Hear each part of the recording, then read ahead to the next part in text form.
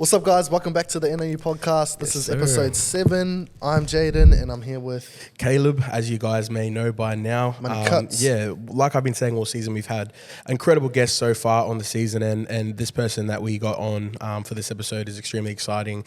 He's doing a lot with the hair industry at the moment, and he works for an extremely important company that really helps keep the hair industry rolling, rocking and rolling. and I think with NAU, we're trying to build that media and whatnot. And that bit of presence, and we're really keen and excited to sort of pick this man's brain. But without further ado, I would love to introduce the general manager of Mocha Group, Mr. Jared Stedman. What's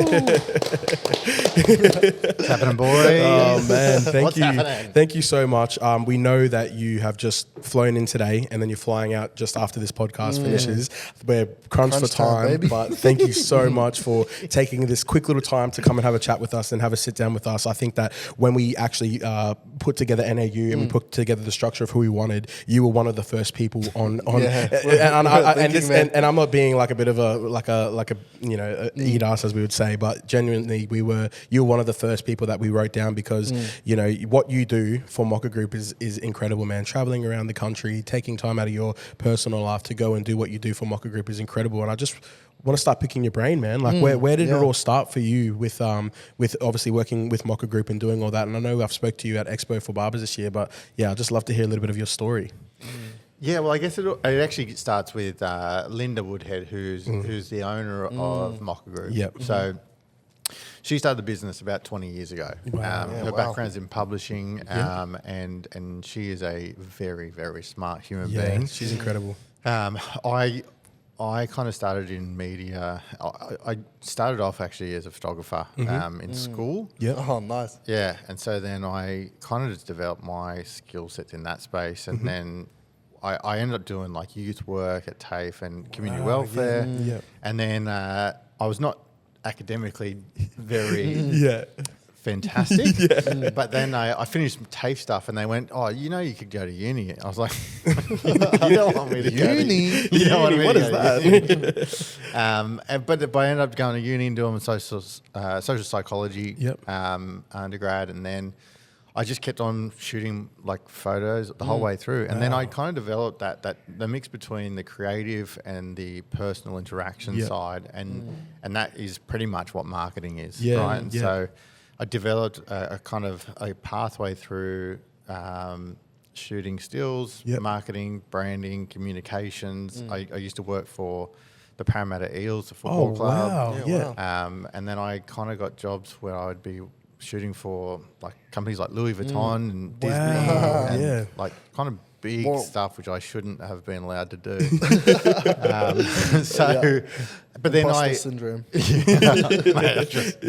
Just should not have been allowed to do. Oh yeah, that's like all of us even in the education space too. Well, bro, something that touched me, bro. As soon as you started speaking, you were saying that you started in school, bro. I think that's so crazy, bro. Yeah. Because even me, like for outside of barbering and even in barbering, like I like to put together videos, edit, and do photography, all that. That for me as well spawned when I was in school as well, just doing media arts and just having like a teacher that believed in me. Yeah. And then I took a real fascination to it too, that early. But even back then, you didn't. Did you have any thought of like was that the path? Was there any sense of direction from that? Not at all. Yeah. No, I actually originally wanted to go into psychology. Oh wow. Okay. Yeah, and it was just because I genuinely like hanging out with people. And kind of I enjoy people. I enjoy kind of unpacking them a bit. Yeah. Through that, you could probably help them as well. Hey, like obviously, you're helping them in making sure everyone's, working with everyone's mental health. Yeah, totally, 100%.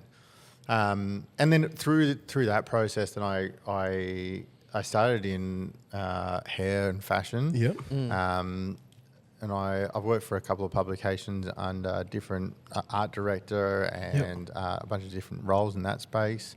And then I started shooting for hair collections as well. Yeah, wow. And so I think at one point they had like 60 or 70 different award-winning categories and stuff like that. Yeah.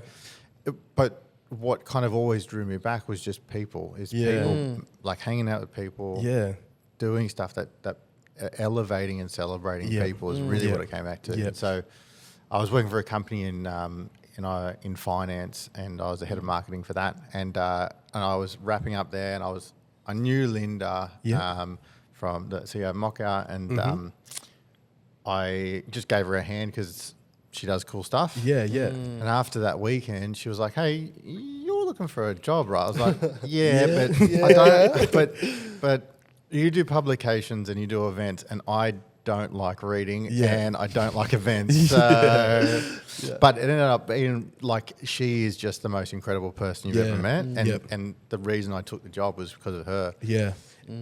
2 years in, and we're still here and awesome, kicking around, and like I literally just get to go hang out with people. Yeah, wow. Our biggest thing is just to support and celebrate. That's what we do. Oh man, I love that. Yeah. And I think it's so fitting for you talking about the psychology side of things, and especially where you started and what you started doing, because I feel like with hair, whether it be hairdressing or barbering, the psychology aspect of someone and coming and sitting in your chair and you really connecting with that person, creating that relationship where they come and trust you, and within a 30 to 40 minute service, with hair it's a little bit longer, but I know with barbering, a 30 to 35, 40 minute process where that person just, you create such a connection with that person, and they open up. And I've had stories and yarns on the chair where I've had people really open up to me about that. And I think that it's so fitting for you to be starting your sort of career's journey in sort of dabbling in that little bit of psychology, and now ending up where you are now. And I think that, especially with what you do and traveling around, you'd see so much of how hair can impact people's lives. Yeah, I think it is a stat where you look at, like, you guys who are on the floor will have a closer personal relationship with your clients than they will with their best mates. Yeah. Because they see you more than they see them. They will open up to you more than they open up to them. They will have, you guys are the ones that get invited to the weddings. You guys who go to the christenings. You guys who go to the footy with them, right? Yeah. And that interaction and that engagement and that emotional connection, it doesn't happen in any other space. You guys are the safety that people come to, and in that space, you are the ones serving them. And so I think in this world that we live in, it's around honouring what you guys do, because you're the ones servicing. You're in the service industry and investing in other people so much. So. From our side, it's really nice to be able to give back to you guys who always just invest in everyone else. And I think we feel that as well as a barber community, especially with Mocha Group and stuff. And obviously, there's so many barbers I've spoken to, and I remember very early on in my career, one of the biggest names I heard was Linda Woodhead, and I'm like, and in my mind I was like, oh, I wonder who is this person, and especially with Lance speaks extremely highly of Miss Linda Woodhead, and she and the opportunities that she has given him, not just as a barber but as a creative. And I think that, I don't know if I'm wrong with this, but like Mocha Group and what they are, it's the opportunity for creatives to have that outlet. I don't know if that's true, because the stories that you share and everything that you guys have and everything that you guys do for the hair industry is just incredible. But I would love to like pick your brain a little bit about like Mocha Group and what Mocha Group is. And obviously everyone in the hair industry here in Australia should essentially know what Mocha Group is. If you don't, you're kind of living under a bit of a rock. But for those of us, I know for myself, the barbershop that I started at, it took me about 3 to 4 years to actually know what Mocha Group was. So for all those people out there that those younger barbers and people who are in the hair community that are just getting started that may not know what Mocha Group is, what essentially is Mocha Group? Mocha Group. So the group aspect of it used to be called Mocha Publishing. Because it was purely or more predominantly just in the magazine space. So we have hair, beauty and barbering magazines, and they are based around the business side of the business. The business, Nice. And so the whole idea that Linda created was, well, there isn't anyone helping the business side of the business of barbering or hair or beauty. So how do we bring people together and celebrate and support people? And so that's where the magazines go out. So we do 16 magazines a year, which is one every 3.5 weeks. Wow. So that's a lot of stuff that goes out. That's a lot, man. Across the country. That is a lot. So that's a full magazine that goes out, and it's only trade. So it's purely, the only thing you will see in there is stuff that will support and be able to make money in the salon or in the shop, right? Yep. So there's that side. Then there's the award programs, Yep. which are the Australian Modern Barber Awards, which is coming out quite soon. Yeah. The Australian Hair Industry Awards, and we have a creative and we have a business ones of those. Yep. And then we have the Beauty Awards, Australian Beauty Industry Awards. Yeah, wow. So they complement each other. Yeah. Additionally, what we have is then development programs in the hair and the beauty industry. Yep. So they are like a group of 4 younger crew who are under 31 who are hungry and want to be developed. Yep. And then so we do a year-long program for both of those guys. Wow. And then we obviously then go around the country and hang out with people and do stuff. Yeah. And then my background, again, bringing in the brand, the marketing side, looks at shooting campaigns and making people look pretty. Yeah, and I think even today, and not just today, but when we first saw you at Expo this year and watching what you do and the setup that you do and how much care you take in the shoots and doing and like even today, like you took like 5 or 6 shots of me and then you went boom, done. And then I was like, wow, like I think it's so crazy because for me, especially with NAU, Jayden's the camera guy, straight up. Like he's the camera guy. I set up a little bit of the audio, you know, I help out with the lighting, but like this guy, he has just an eye for it. And I think that, you know, it's so cool to see that from you and with what you're doing in the industry. And even for, you know, once again, going back to the people who don't know Mocha and don't know about these awards, I wish that as a younger barber, I knew about like the Australian Modern Barber of the Year awards and stuff like that. And what sort of advice would you give to young people out there in the hair industry wanting to go for those type of awards? Like what advice would you give to them moving into that? Yeah, I think the big one is do you need it, right? Because it's not for everyone. Yeah. So just to start there, because it does, it's... Yeah, there's a reason why you do certain things. There's a reason why you invest in anything, whether it's your equipment, your time, your creativity, your finances. And so it depends on where you're at in your career and what you want to be doing.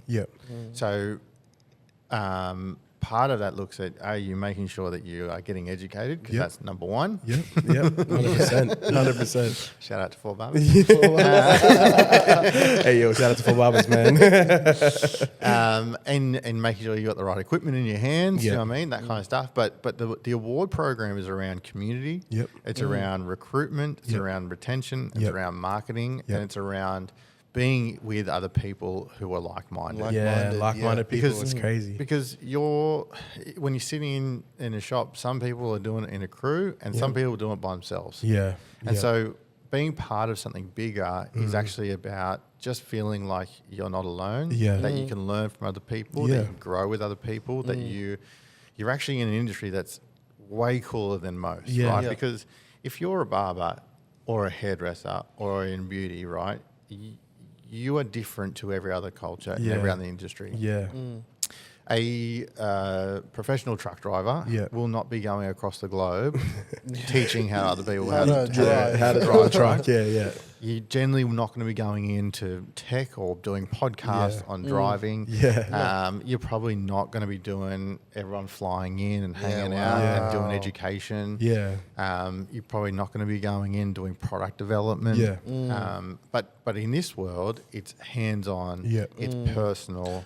Man, I think that's so cool that you bring that up, bro, because that's something that's a perspective that I don't really look at it. 100%. And obviously being in the industry, you know, we're so caught up in cutting and whatever, but I feel like having, you know, seeing that as a whole, bro, like I don't realize how much the industry is like that. And I feel like that is a big reason for why barbering's booming at the moment and why social media is tying into it and why all these and I've like, to be honest, this is the first time I've actually thought about it that way. It's like it's a bit of a spin out, bro, when you hear it. Well, even if you look at, we just had the privilege of being here with Josh OP, right? Man. He's come across the world to come hang out for a couple of days, right? Like, it's a cool thing to do what we do. 100%. Proper cool. 100%. And the more that we as a business and everyone else in the crew do it and celebrate that, the more attractive we make it, the more that people come in, the more that there is money to be like to distribute, which means that the industry gets stronger, which means everyone's a winner. Yeah. And I think like especially for people watching and the young people now, like seeing that and realizing that, like just being grateful for like, you know, being in, you know, a part of the industry 100%. and having that mindset, man. Like and for those for all you young people out. And I love that what today obviously before we started shooting and before we wrapped up today with the class, I loved what you said to Fraser and how you obviously your short time within the hair industry as a whole, and you know, this is coming from someone like yourself who literally is working with a brand that is in my eyes is a major representation of the hair industry here in Australia. For you to come in and say that, oh man, we've never seen anything like this before. The fact that we have the caliber of people we have in one room that are all being put on the one page to drive and elevate. Like what for you? What do you see something like this growing into? Like, is it something that you see like and you think, this is something that's really incredible, mate? I think that. And I have said this on stage at our awards and in money places, but I think the entrepreneurial brain of Fraser, and having Josh come and compliment that too. So you get some, and even Gareth, right? Like in terms of like the way that those guys are operating, they're not looking at how am I going to do this one haircut really good. They're looking at how do I aggregate and correlate and bring people together to bring genuine change. And that ties into legacy as well. And ecosystem and everything that's being built up. And that stuff is like, that's the kind of stuff that will genuinely shift an entire culture. And grow the culture 100%. That's crazy. Because if you go into somewhere and you go, well, you can only make $10 an hour or whatever, no one's going to do it, right? No. But when you start to look at stuff where people are making like a good wage and they're doing cool stuff and they get to hang out with cool people and they get to like sit and fucking have a podcast. Man. Like, it means that you're creating an industry that hasn't had that you know, that sort of influence before within it, or and that entrepreneurial shit and that like global eyes on it. And I think that's the biggest thing as four barbers with Jayden and myself sitting in a room with everybody, and you know, Josh comes in and Fraser comes in and they're sitting there telling us this vision. And it's crazy that you were saying what you were saying, because we were talking about one of the other educators before about this, where I feel like everyone in the room today is a black sheep. We're people that have come from all different backgrounds, but we share similar stories. But our stories are, we want to grow and be better and elevate and lift everybody up with us. We don't want to just be up there and not have people around us. And I think that Fraser really encompasses that. And he doesn't just want to win himself; he wants everybody to win around him. And I think it's so true what you're saying. Like, it's something that is. And you feel the buzz in the room, and you know, yourself and Louise would have felt it today. Just that buzz of just something special is happening here, and it's freaking incredible. And I can't believe I'm in the position where, and I know Jayden feels the same. Man. I can't feel that we're in the position, the blessed enough position to be a part of that. And you know, 2-3 years ago, man, like I never would have thought I'd be sitting here talking to someone like yourself. You know, someone who is so heavily involved within the industry, because man, I see your face everywhere, straight up. Like I click on my phone, and then Mocha Group will pop up, and it's a Mocha Group post, but it's you. And then I have obviously you on Insta as well. And but I think it's so cool though, because you know, people see you and you're a representation of media within the hair industry, and it's so cool how, you know, you just blend so seamlessly with everybody, no matter. And like you said, you're a people person. You like to go to people and learn about people and talk to them, and it's so cool how you're able to just fit into different communities and different groups and different cultures and different backgrounds, and you do it so seamlessly.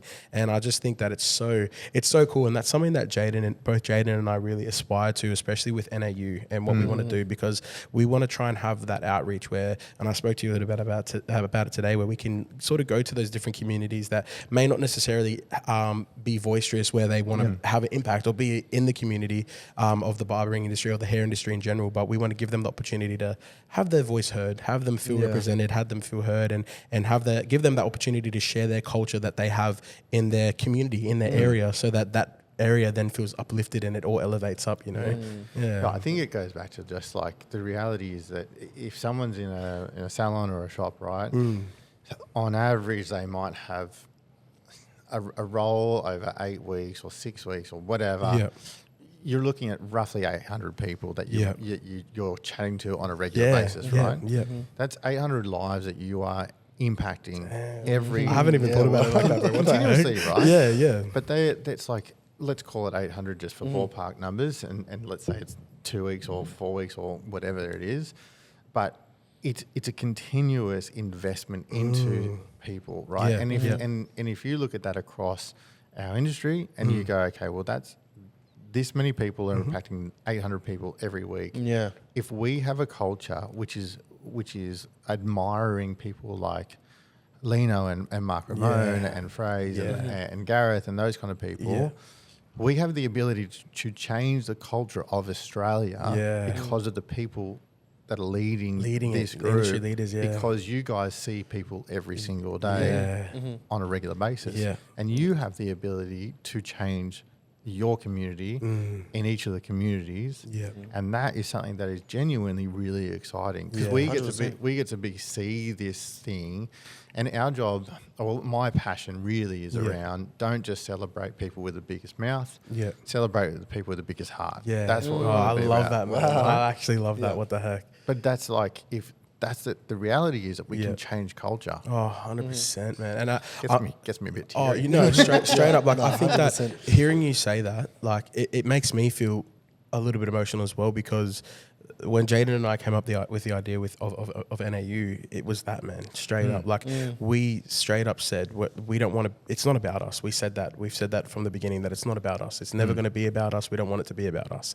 But we want it, essentially, this is similar to 4 Barbers with Fraze, but we want to impact communities, and we want to give the little guy an opportunity, give the little guy a chance. And, you know, like you said, creating culture and building culture and elevating culture. And I just feel like it's just, I'm so, it makes me feel better, because this week has been crazy for us, man. Like, and you know how it'd be. Sometimes you go to something and it's planned, and it just goes the complete opposite way. And for us to be in a position where we're talking to someone like you and being able to hear you say that, it's so reassuring, because you're a part of a company that is so incredibly amazing. And the fact that you guys feel like that is just, it makes me feel so grateful and blessed to be a part of the hair industry here in Australia. And, you know, like you said, I never thought about it in a way where we actually have the power to shift culture in a country, or, you know, it's crazy. It's absolutely insane to me to think about. Huge. 100%. Because I think it's around, like,